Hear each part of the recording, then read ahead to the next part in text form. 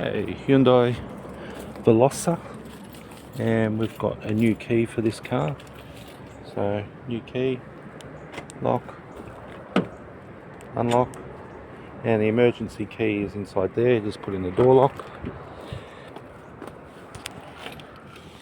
I'll just put the OBD port is just there, so I'll put this back on. These are really nice cars. I should be able to hold that there, and car starts, and basically we're all done. So if you need keys made to Hyundai, it's a push button start. So that's what the key looks like. They come in 2 buttons, 3 buttons, and also 4 buttons as well.